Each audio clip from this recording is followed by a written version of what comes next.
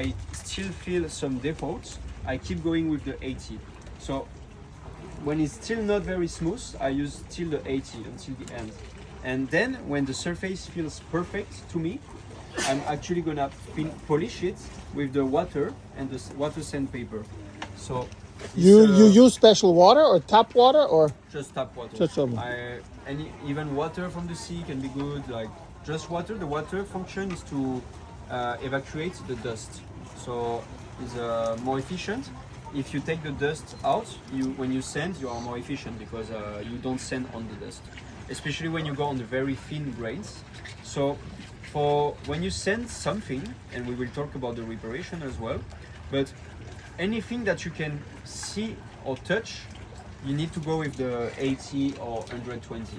I know it can be afraid, especially if you have a foil of yours. You say, oh, 100, maybe I'm gonna make big scratches on it, and you will make big scratches on it, but this is the only way to be efficient and remove the existing scratches or imperfections. So anything that you can feel, you need to keep going with 120. And when is the shape good, you move from 100 to 100. So you can go from 120 to 240, then you can use 320, 340. Then for example, I use 400. I have also some 800, but for the mold, I also jump to 600, 800, 1000, 2000, and for the mold until to 5000.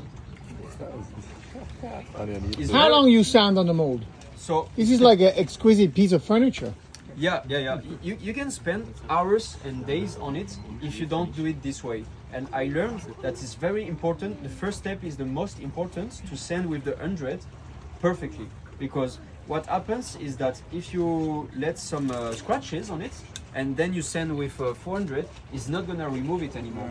You lose your time. So you're gonna maybe make it smoother all the way, but if you have few spots that are bad, it's not gonna change. And then you need to do it all over again. Because if you sand here with the 100 again, if now I come and I sand with 100, I will need to sand all over again up to 5000. So I need to do all the work again. So you really want to do the work one time. This is the only way to be efficient. But even with this technique and being good at sanding now, it still take me about, let's say, 3 to 4 hours to prepare the mold. So it takes some time. On this one, I also put a polyester coat on it. So it has some polyester resin, very thin layer. That is the polyester is really amazing resin because the epoxy is really strong. Is what you want to use in the foil. But for finishing, the polyester is a very nice texture and it's really cheap. It dries in 2 to 3 hours.